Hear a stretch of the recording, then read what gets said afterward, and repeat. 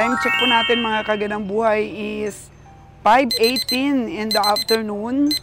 At may pupuntahan po kami ni Bonnie. Isa pong farmer na nagpasipat sa kanya pong baka. Brahman daw po ang kanyang baka. Tingnan natin mga kagandang buhay kung papasado. Pumasa sa panlasa ni Bonnie Boy. Busy ngayon ang ating mga tao. At napinturahan na po ang ating 6-wheeler truck. Yan. Di ba? Napakapugi na yan, no? Kulay green, tsaka puro stainless. So, pakita namin sa inyo yan. Na-restore po ang ating 6-wheeler truck. Napakaganda kahit magastos. Kaya ang mga truck natin ngayon, pumupugi at pumupugi. Yeah! Busy si Kabihang Roger. Tara, puntahan natin ang farmers, mga kagandang buhay.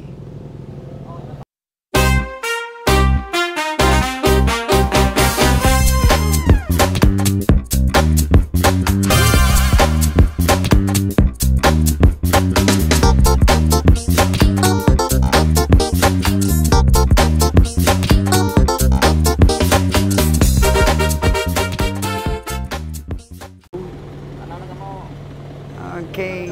Malapit lang, Bon? Malapit lang? Malapit lang. Okay. Ganda ng ating elf, mga kagandang buhay. Puging-pugi, oh. Sabi. Sino nagpunta dito? Yung farmers mismo? O yung spotter? O yung farmers, may hinanap niya si yung may ahinte na nahanap niya. Sabi ka mo, doon na lang sa sa bakahan. Doon na lang sa Soltida. Ako, ang ating munting kubo po ay puno na ng sasakyan. Puro maruruming mga sasakyan.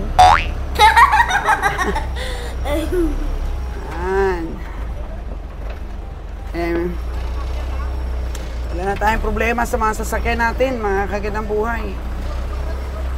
Yung isa nating 10-wheeler truck, nasa Cavite ngayon. Grabe rin ang gastos natin. Inaayos din yung, ano nga pinaayos doon, Bon? Clutch lining daw? Clutch lining. At gumastos din tayo ng siguro mga 30 mil.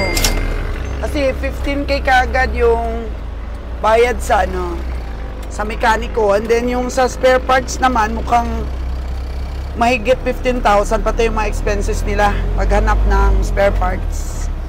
Mahirap kasi pagka hindi kumakagat ang ating clutch. Manipis na daw ang clutch lining. Kaya yun, gumastos din tayo. Kaya every biyahe dapat meron talagang naiitabi na for maintenance. So sa plaza lang, mulo-bulo. Bayo lang daw, pwede bayo. Ay, bayo lang. Balik akong motor, balik ang motor na yun. Okay. Actually, mga kagandang buhay, bagong dating lang kami.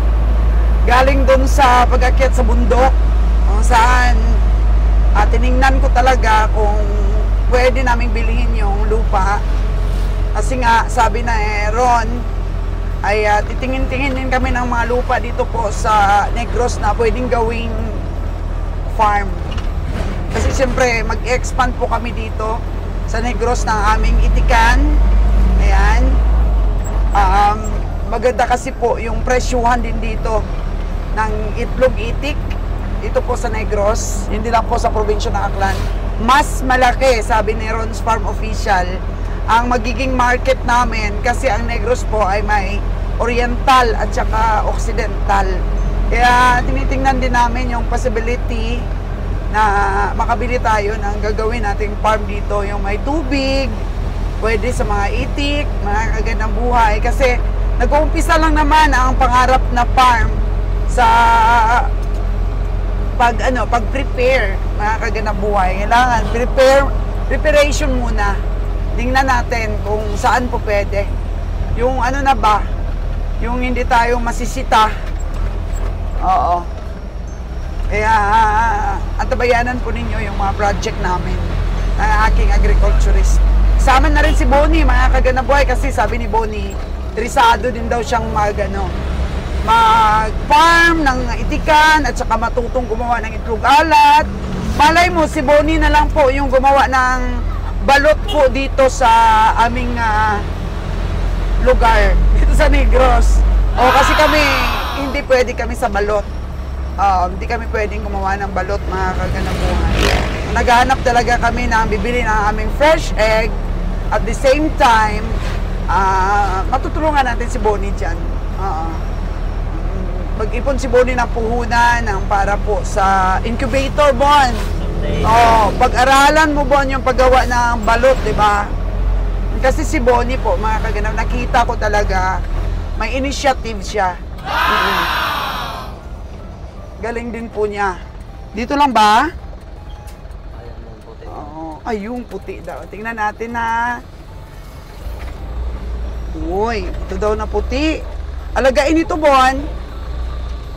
May ilan na rin na daw. Pwede rin naman. Pwedeng alagain, pwedeng pagkatay, ano? Double purpose yan eh. Double purpose. Ano ito, Bon? Babae? Babae daw? Hindi pa naglandi? Hindi pa. Ito, anak niya oh. Kaso gagamitin na yung pera. Ito yung anak niya. So, ilang beses nanganak? Pangatlo ata? Pangatlo, matanda na po pala. Anak daw? Akala ko alagain. Akala ko alagain!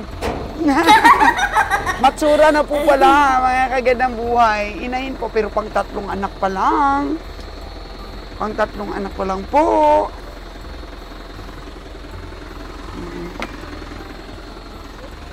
Bon! Si Bonnie na lang po yung ating, pabayarin po. So, ayan, pang 3 anak niya pa lang daw. So, matsura pala siya. Akala ko po kasi pang-alagain. Pero mukhang bata pa.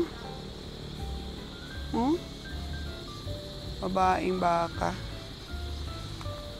Uy. Ayun.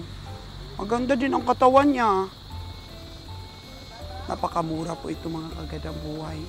Kasi 28,000 lang po binibenta ng farmers. Tapos naghanap po ng ahinti yung spotter. May nakapagsabi po na puntahan tayo sa kubo. Actually, ang lapit lang dito sa kubo natin. Tapos po, nagsingil po yung spotter ng 1.5. So, naging 29,500 po ito. Ayan, binabayaran na ni Bonnie, wala pong tawaran na nangyari dito. Kasi nga, may presyo na kaagad yung baka niya. May presyo na kaagad. So, 28,000.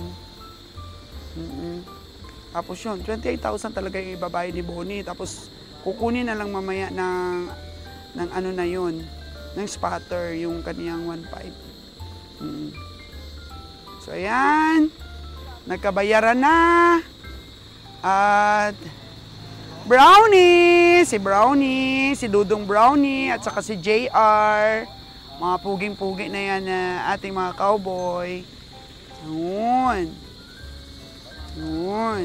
Napakasayang, no? Sayang, no? Pwede pang magbuntis yan. Tingnan natin yung anak niya, mga kaganang buhay. Meron siyang anak doon, no? Yun, no, yung brown. Oo, EI din daw yun. Oo. Tingnan natin. Drive. Ito yung ito yung farmers. Hello farmers! Hello! Ayan. Nabayaran ka na ni Bonnie. Ba't mo binenta, farmers? Ba't mo binenta? Mukhang bata pa. Ay, pana. Landay. Landay na siya. So, sana yung anak niya baka may binibenta. Kaya yung brown na yan, Mabilin ko na lang yan. Ha? Lang, palahi para. Nagustuhan niya sa akin eh. Sige, nabilin ko na lang, alagaan ko. Saan ba yung mas matanda sa kanila? Ay, anak niya pa riyan? Dili. Tagsa. Ha? Sagagaw. Magpinsan silang dalawa. Na parang Red Cindy, no? Oo. Ito na lang sa akin. Bilhin ko na lang. Magkano binta mo dito?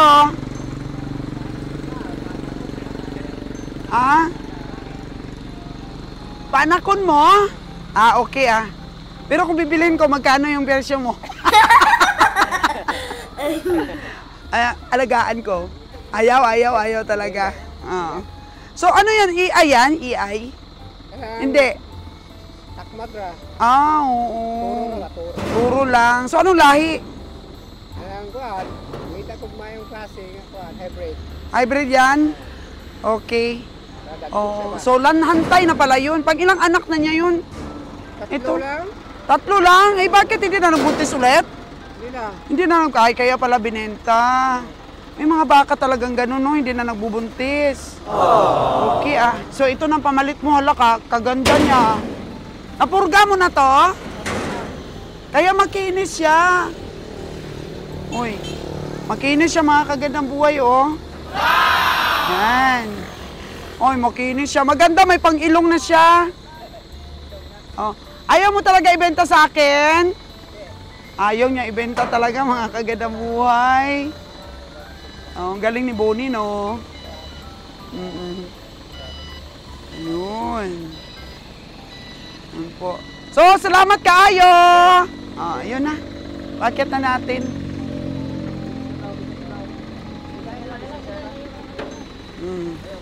Hinay-hinay lang. Hawakan mo sa puwet. Hindi. Ay, wag na. Hindi na kailangan. Hinay-hinay lang. Wala, napaka-bless po ni Bonnie, mga kagandang buhay. Napaka-bless po ni Bonnie. Okay na yun. Sa 29,500. Okay na.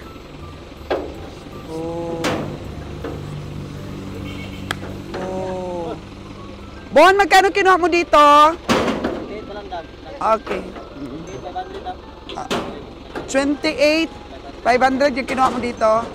Okay. 28,500 pala. 1,000 lang po pala yung para sa spot. Nag-spotter ba? Kala ko 1,500 talaga yung sa kanya. So 28,500 pala yung sa farmers, tapos 1,000 lang yung sa spotter. Yun kasi ang minimum po, mga kagandang buhay na binibigay. Kapag ka may baka ka po na nalaman, na binibenta, ay 1,000 talaga automatically po yung para sa spotter yung binibigay. Okay, sigurado matutuwa po nito si Beng Roger. Mukhang mataba, no, Bon? Mataba. Galing, no? Kung may mga pick-up lang po kami na kagaya nito sa farmers, isa-isa, hindi na po namin kailangan dalhin yung aming 6-wheeler truck. Ito na po, malaki po talaga ang papel nito sa aming pamimili. Pag nagnegosyo ka talaga, yun po yung malaking capitalization yung sa sasakyan po natin. Pero tayo po, matagal na po natin itong na-invest. Yun nga lang po, medyo luma na pa. Medyo hindi na na-maintenance masyado at ngayon nga po ay pinalitan po lahat. Pinalitan yan. Tapos pininturahan po ulit. Yan. Talagang nirenew lahat itong ating elf. So nagbuka po talaga siyang bago. At ano po, mga kagandang buhay, magaling pa talaga at maganda yung kanyang makina nito. So sulit naman po. Kasi walang balda po yung kanyang makina. 4HF1 ang makina po nito. So mga 15 years na po ito sa atin, mga kagandang buhay. So matagal-tagal na po siya sa atin. Uwi na kami. Lapit lang po ito sa bahay. Yo, buti may nakapagturo, no? Bumibili tayo. Okay. Sabi ng farmers, mga kagandang buhay, binibenta na daw talaga nila yung mga baka niya. Ano bang tawag niya doon? Hantay? Hantay yung hindi na hindi na naglalandi. Yun. Oo, kasi malaki na yung anak niya, di ba? Malaki na yun. Tapos siya hindi pa naglalandi. So hindi. Kaya pa nagkasi sa kanila daw ng yung lugar kasi gawa nung tinaniman na ng tubo. Wala na silang makuna ng kumpay. Wala na malagyan na makainan. Wala na makapakainan. Kaya, pero dinidiskartehan ko nga bilhin yun eh. Magkano sana ang bili mo ng anak? Bili ko sana 13. Ha? 13 10,000 sana. 13 mil? 12K. Yung sabi niya kasi, presyon lang. Oo. So, 13 mil pala. Presyo sana. Magaling yun. Pwede natin yun iantog-antog. Pag mga ganun ba na... Oo. Pero hindi rin siguro niya ibigay yun ng 13 mil. Medyo malaki-laki na yun eh. Tsaka makinis. Magandang itsura. Oh, ito lang po. Malapit lang po ang bahay namin dito. Yan. Sa kapitbahay lang namin po mga kaganabuhay dahil yung isa po naming lugar kung saan po namin nilalagay ang aming mga kalabaw ay ayan lang po mga kaganabuhay o, ayan lang. Lapit lang. O, dito lang namin nilalagay o. Yan. Yan po lagay namin sa mga kalabaw. Eh, dun sa unahan, yun na po ang bahay namin.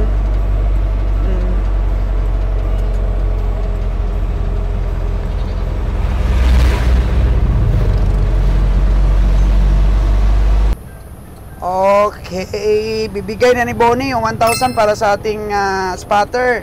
Wow! Nangan yan. Walang kuskus balungos, bigay agad. Grabe! Naka 1,000 agad! Salamat ma'am, kaya may pamasahe kong bata. Eskwela mo sa San Francisco ma'am. Ay, wow! So, pang pamasahe? Mabuti kay... Naka-extra income. Ma'am, salamat kayo ma'am. Salamat man kaayo. Ang atin tong extra driver, nagda-drive din sa atin to. At pumuti ka ngayon. Ako ma'am, minsan lang itong makuhan. Extra lang. Extra lang siya. So siya po, minsan pag wala tayong driver.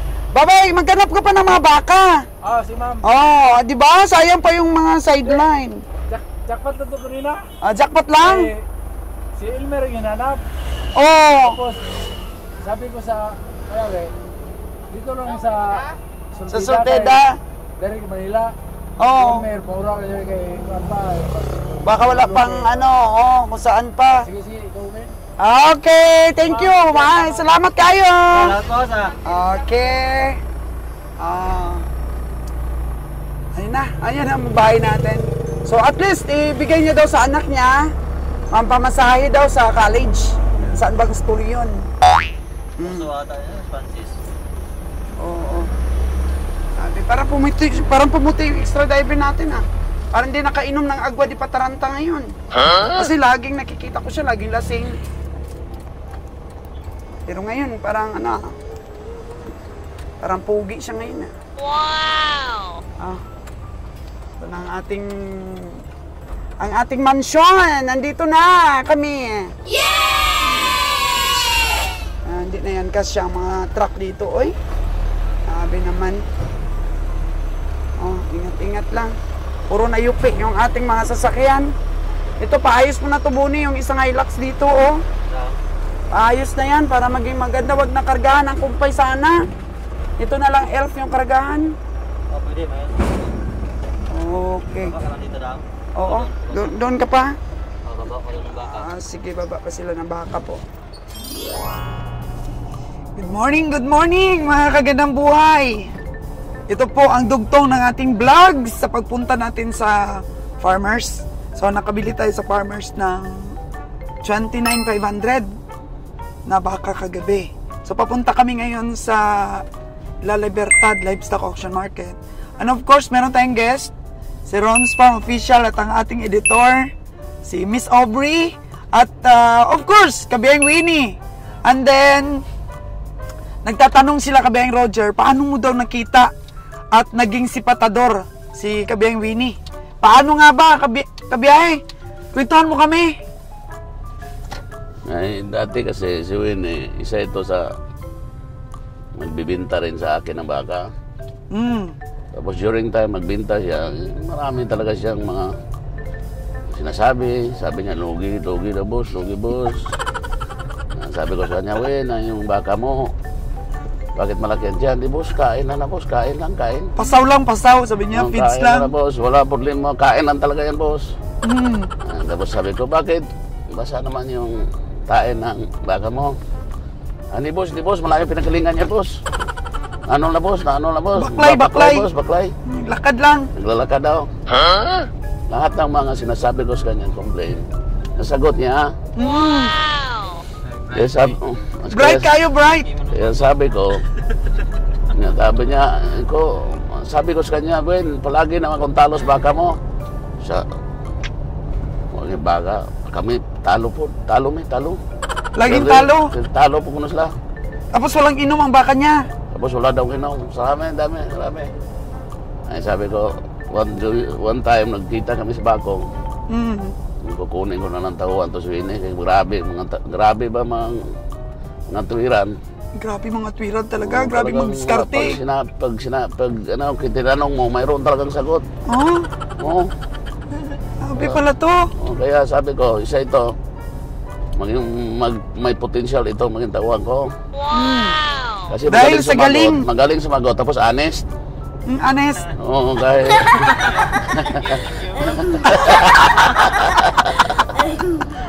honest kayo. Talagang ma-honest si Winnie. Kasi nung tinanong ko siya, bakit malaki ang tiyan ng baka niya, sabi niya walang inom. Wala daw talagang inom. Oo. Tapos sinabi ko, bakit buglit ang baka mo? Yung BM, sabi niya, boss, naglalakad yan, malayong lugar pa pinapanggalingan. Eh, may basihan siya eh. Oo. Kaya honest Winnie. Honest talaga siya. Kaya sabi ko, ito isang faktor na pwede itong sumali dito sa biyahe ni Roger. Kasi sabi ng iba, tayo ay sinungaling ko no, kaya palagi tayong talo. Pero yan talagang totoo. Yung iba di maniwala, pero bahala kayo dyan, basta yung totoo, talo palagi kami. Sabi niya pa kanina, pag nagkikwentuhan tayo, nag-adjust ikaw ng presyo. Tapos sabi niya, wala gid boss, wala gid lugi gid ana. Tapos sabi niya, ganun talaga boss ang mga ahente, maniguro gyud. Kaya magaling siyang ahente, kaya siniguro mo talaga kami ang Roger na magaling din siyang kasama dito sa team natin. Honest nga, honest. Wala kaming masabi dun sa Nagsasabi pagka-honest. kasi siya ng totoo lahat. Sabi ko, itong tao ito, honest to. May ano ito, may chance na maging membro ng biyahe ni Roger. Kasi honest eh. Tapos lagi lang nakasmile dun sa tabi. Hindi siya nag-smile, pa-cute. Iba naman yung smile kasi pag sinabi mong smile, labas ngipin. Oo. Siya parang Pa-cute. walang ngipin tapos maliit ang mata. Oo. Walang ngipin pero lumiliit ang mata. Payuhom-yuhom ba? Ang smile kasi, ang smile parang, siyempre, ano yung smile na yan? Ngiti, di ba? Sa Tagalog. Di pag yung ngumiti isang tao, siyempre, lumalabas yung ngipin siguro. Ganun pag-intindi ko eh. So, Kabiyang Winnie, karisma mo pala yon. Yung papikot-pikot ka ng mata, tapos pa ganun-ganun. Grabe. Yun ang diboynas mo. Agimat. Yun ang agimat ni Kabiyang Winnie para makita ka niya. So, paano siya nag-upisa, Kabiyang Roger, na saan kayo unang sumipat?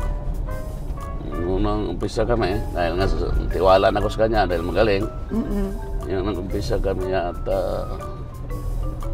doon sa kanila siguro. Sa lugar nila? Oo. Sa awa rin ng Diyos, lahat ng binili niya, puro rin talo. Talo rin, Kabiyang Winnie? Talo rin po. Yung una niyong mabili? Una niyang bili, puro rin talo. Kung magaling talagang tao to. Hindi ka na-disappoint, Kabiyang Roger? Ay, hindi naman. Talagang natural kasi yan sa negosyo talaga. Kasi ang binilhan niya, pinainom rin ng tubig. Nirisbakan din siya. Oo, narisbakan siya ngayon. Kasi yan ang bumiyahe, narisbakan. Kaya tama nga talaga sinasabi, kahit kung ano ang itinanim, siya ring aanihin. At saka, alam niya yung diskarte ng mga Kaya ahente. ayaw na bumili dito sa stockyard. Yun pala ang dahilan. Kaya ayaw niya dito sa stockyard. Kaya alam niyang gawain ng stockyard eh. Kasi gawain niya rin na dati. Ayun. Trabaho sa una. So ito na, mga kaginam, dito na kami sa La Libertad. Tapos na rin po ang kwentuhan natin tungkol kay Winnie. Hanapan kami ng sombrero ni Kabiyang Winnie. Parang walang sombrero dito. Kalimutan namin yung sombrero. Grabe, diskarte yun eh. Grabe talaga, diskarte pala ni Kabiyang Winnie. Ay! O dapat puro mo kaibigan. Tingnan mo. Biling na sa ihayo. Ayun, doon daw. Pwede daw. Mimingan ko. Agoy, ang dami na, Miss Aubrey. So, unahin muna natin sa kambing. Tayo doon sa kambing. Tingin lang muna. Tingin tayo doon sa kambing. Yan. Mag-parking muna tayo. Yun po, mga kagandang buhay, ang kasaysayan ni Kabeng Winnie natin. At ngayon po, nagsasabi sila na, bakit? Kagandang buhay, wala si Kabeng Winnie sa sipat mo. Kasi nga, sa bukid si Kabeng Winnie. Hindi natin siya na football, mga kagandang buhay. Actually po, mga kagandang buhay, magmi-meet shop si Kabeng Roger sa Aklan. Mag-upisa ng meet shop. Si Kabeng Winnie ang asahan natin sa trip na to. Siya na po ang mag-manage ng ating mga biyahe. So, totoo ba yun? Kagandang kabiyahe? Promoted na si, Si Winnie? Winnie? Wala ka, laki tiwala ko dyan ka Winnie talaga. Grabe! Kabeng Winnie, grabe ang tiwala ni Boss Roger. Honest kasi yan tao na yan. Honest. Oh, proud kagawad and manager o biyahe ni Roger. Mga kagandang buhay, Winnie Dapo. Ayan po mga kagandang buhay at hanapan kami ng sombrero ni Kabeng Winnie. At nalaman namin na ano pala si Kabeng Winnie dati, no? Balibulista. Balibulista pala po siya. Wow! Si Kabeng Roger naman ay basketballista. Wow! Grabe. Basketball daw at baseball. Mga athlete pala to ang dalawa nating kabiyahe, no? Punta na tayo doon, Miss Aubrey, doon po sa kanding section. Para mauna natin ang pagsipat sa kambing. So, ganito ito. Oras natin, Miss Aubrey, anong oras na? 6:45, late na tayo. 6:45 na. Oh no! Ang ganda ng tour ng dalawa nating anak. Dalawang tour. Ayan, mga baka. Maya-maya lang po. Dami na tayong sisipating mga kalabaw.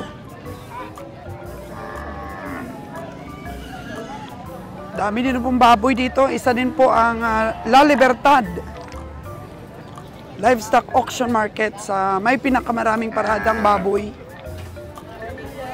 Morning! Ito.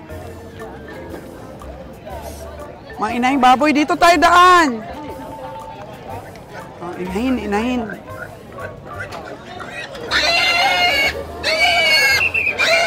Ang baboy yun. Baboy. Yun. Mga litsunin. Kaya maganda din pong mag-alaga dito ng baboy sa Negros. Kasi madaling mapagpirahan. Maliit pa lang. Pwede mo na ibenta. Grabe po ang kalakaran ng pamilihan ng baboy dito. Maliit pa lang. Huli na ka? Oo, gamay! Hi guys! Live, eh? Yun. Dami na dito sa baboy section. Baboy section naman po talaga. Baboy section naman po talaga yung una dito po nauubos. Ano? Pero dito po tayo sa kambing, mga kagandang buhay. Kambing. Dito po tayo. Sigurado ma-amaze si Ron dito sa kambing section. Uy! May malaking kambing ako nakita, mga kagandang buhay. Grabe! Bakang Karabaw. Grabe! Grabe! May banso! Hala! Grabe laki naman! Hindi na sila bisita sa opisina. Ano kayo lahi nun, no? Uy! Busing, napakapugi naman. Ano yan, pangkarne? Pagyata. 98 kilo daw. Live weight. Pagyata ninyo. Ay, grabe. Kay madunggulan na inyong kanding o baboy diya. Sabi naman nun, sobrang laki. Bakla na ba? Ah? 98 kilos.